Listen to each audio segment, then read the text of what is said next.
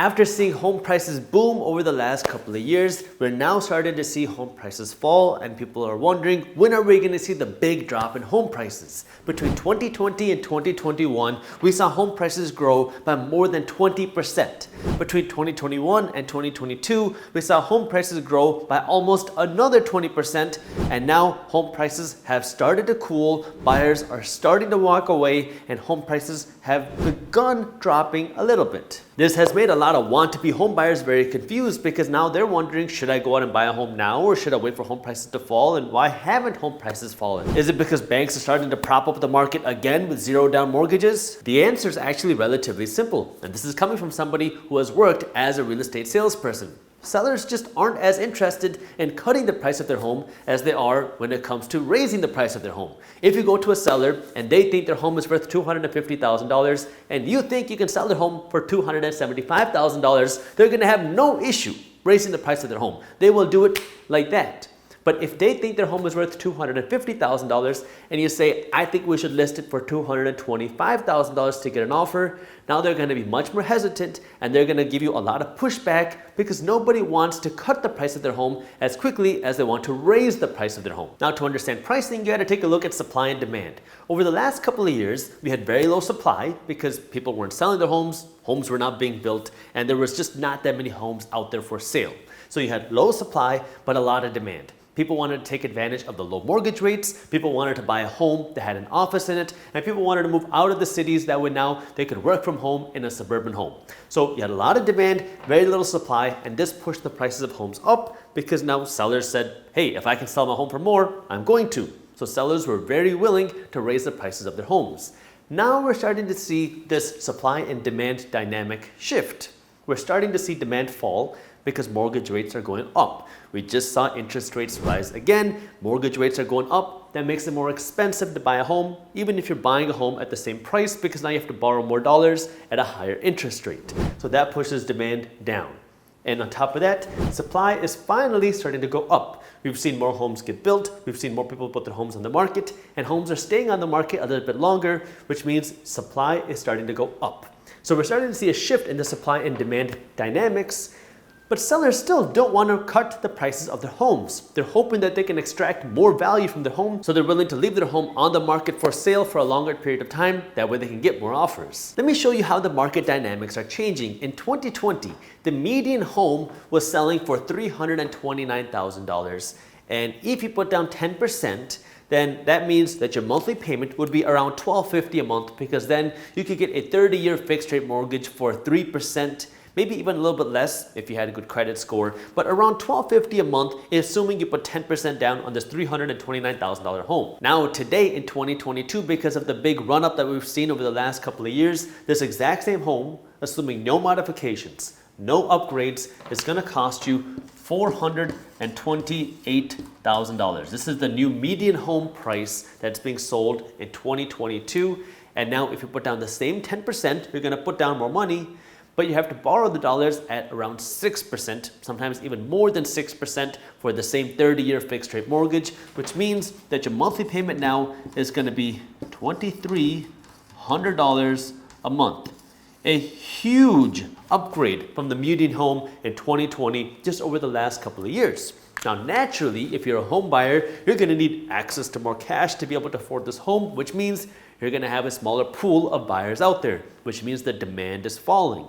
While the demand is falling, we're starting to see the supply rise. This is going to change the dynamic. So now people who are selling their homes are starting to see that they're getting less offers. They're starting to see that they have to leave their homes on the market even longer.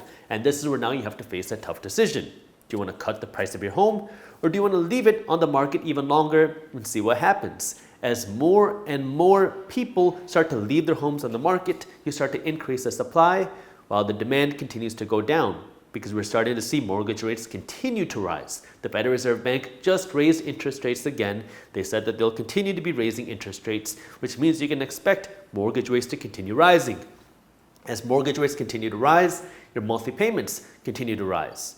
Eventually, you're gonna hit a breaking point where even less people are gonna be able to afford a home. If even less people can afford to own a home, that puts more downward pressure on home prices because now sellers are gonna be getting less offers. But now, if we zoom out a little bit, this is where things get even more interesting, because if you remember back when the 2008 crash happened, we had a flood of foreclosures that hit the market. Right now, we're not seeing that many foreclosures happen because people have equity in their homes, which means that if you run into a financial struggle, you lose your job, you can't afford your mortgage payment anymore, well, you can just sell your home and walk away typically with very little downside because you have equity in your homes. However, the average down payment right now for a new home is around 6%, which means people have very little equity today, because back a few decades ago when people used to go and buy a home, you weren't putting 6% down, you were putting 10 to 20% down.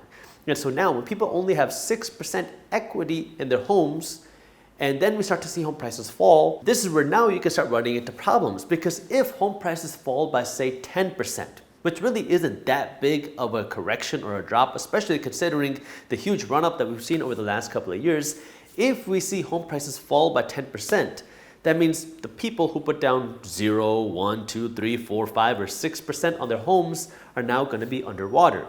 Now, if you're underwater on your home, you're going to be less incentivized to continue making your payments if you run into some sort of financial hardship, because now, well, what's the point of you struggling to make a payment on a home that you're underwater on? So people are more likely then to just turn in the keys and walk away from their homes. So this is something that you have to pay attention to, and you might be wondering, why in the world are banks so willing to do such low down payment mortgages, 3% or 5% or 6%?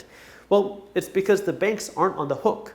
Fannie Mae and Freddie Mac are insuring these mortgages. Now, if you remember, these entities went bankrupt after the 2008 crash, and now they're pseudo-public or pseudo-private entities, which means that they're sponsored and backed by the United States government. But these entities are now buying the mortgages and insuring the mortgages from the banks, which means that if a bank makes a mortgage with very low down payment, they don't really have any risk. They just sell it over to Fannie Mae and Freddie Mac, and the taxpayer is the one that bears the burden of the risk. Now, we covered this story in Market Briefs, which is my free financial newsletter. If you haven't joined Market Briefs yet, you should do so if you are an investor and if you enjoy staying up to date on what's happening in the financial markets. It's a completely free resource that I created where every day my team is breaking down what's happening in the stock market, the real estate market, the crypto market, inflation, and the global economy. I promise you're going to love reading it, and you can read it in less than 5 minutes every morning.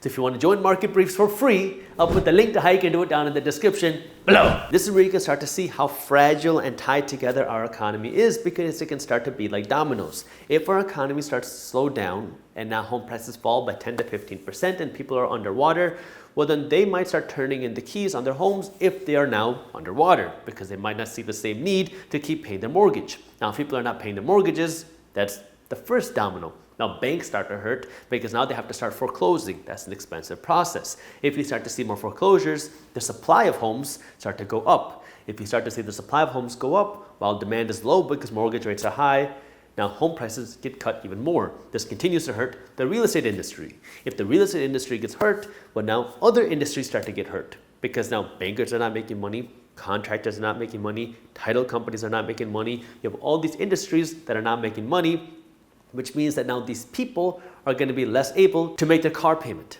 and their housing payment and their credit card payments and the double guac at Chipotle.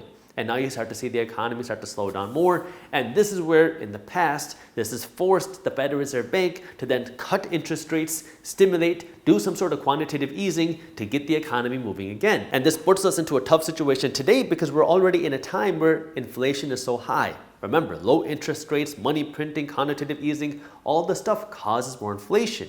So we're already facing a period of very high inflation. So what will the Federal Reserve Bank do if we run into a situation like that? This is where you have to just pay attention to what's happening and understand that, yes, inflation is high, and the fight to bring inflation down is going to hurt the housing market. It is going to hurt the economy, and what's going to happen next is a big question mark. We don't know what the Federal Reserve Bank is going to continue to do into 2023 and maybe even into 2024, because right now they're saying that their number one priority is inflation, but that could potentially change depending on what happens to the economy. But this brings us to the topic of home builders, because for the first time in a long time, we have seen home builder sentiment fall to new lows, but also home builders are starting to cut the prices of their homes because now they're starting to see the impacts of the economy and housing prices and higher mortgage rates, so they're being forced to cut the prices on their homes. And if home prices continue to fall, well, the home builders are going to stop building more homes because they're going to say, it's not as profitable for us to continue building more homes because people can't afford to buy the homes that we're building.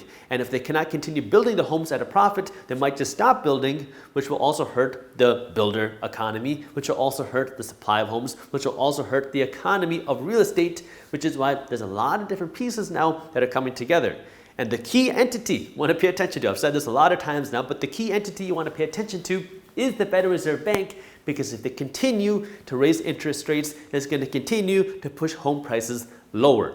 If home prices continue to go down, that's going to continue to hurt other aspects of the economy, because then people might start going underwater. If people start going underwater, well, now you open a whole new floodgate of issues and problems for the economy, which is why you have to keep your eye on the Federal Reserve Bank. And this is what we keep you posted on with market briefs for free. So if you haven't joined yet, I got the link for you down in the description below. If a company is worth $100 a share today and they pay out a 10% dividend, so a $10 annual dividend, that means that you get $10 for every $100 that you invest every single year in cash flow. But if this company was now cut in half and the price fell from $100 a share down to $50 a share and they didn't change the dividend, well, now you're getting a 20% dividend.